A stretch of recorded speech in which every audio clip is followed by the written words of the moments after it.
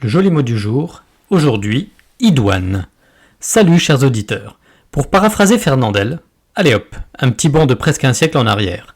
J'ai envie de fredonner une petite ritournelle issue d'un des films phares de cet acteur comique, daté de 1937 et intitulé Ignace, éponyme de la chanson donc. Soudain, je me demande si je m'autorise à la chanter avec l'accent de Fernand Contandin, du vrai patronyme de l'acteur. Allez, soyons fous, je ne suis plus à un ridicule près, n'est-ce pas ? Car, si le ridicule tuait, je serais déjà mort de 100 fois. Ça ferait comme ça. Idoine, idoine, c'est un joli mot charmant. Idoine, idoine, il nous vient tout droit des jours d'antan.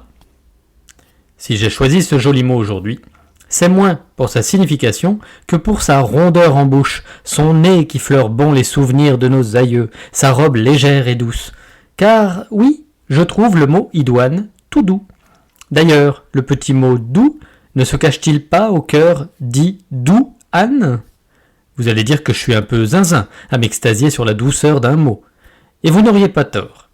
J'avoue qu'au-delà du sens des mots, j'aime aussi ce plaisir de les faire rouler en bouche avant de les prononcer. Il y a ainsi des mots qui font rire, tels ceux terminant en « i », comme ravioli, spaghetti, rabougri ou encore tevni.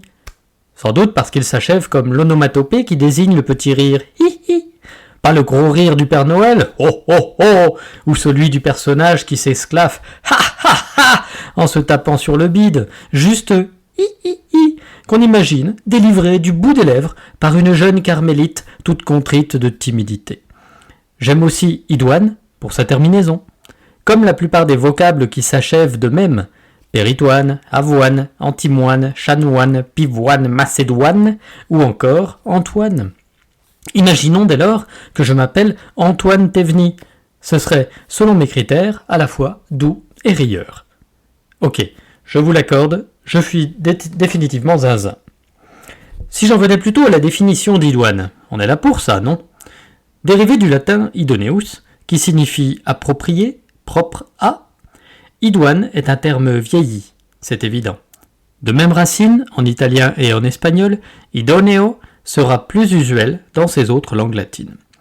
Il signifie donc qui convient exactement à la situation et peut être synonyme de adéquate, approprié, conforme, pertinent, convenable, idéal, ou encore ad hoc, en deux mots, ce dernier n'ayant rien à voir ni avec le capitaine, ni avec l'aigle fin fumé.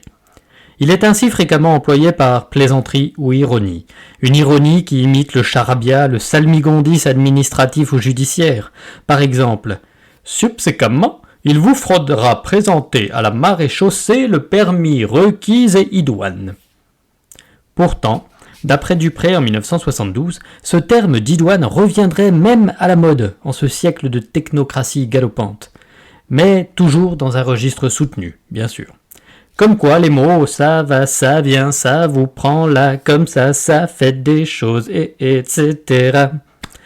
En conclusion, si comme à moi le mot idoine vous fait des choses et que vous souhaitez le remettre au goût du jour, employez-le désormais dans vos discours ou discussions entre amis ou collègues de la manière la plus idoine possible. À bon entendeur, salut!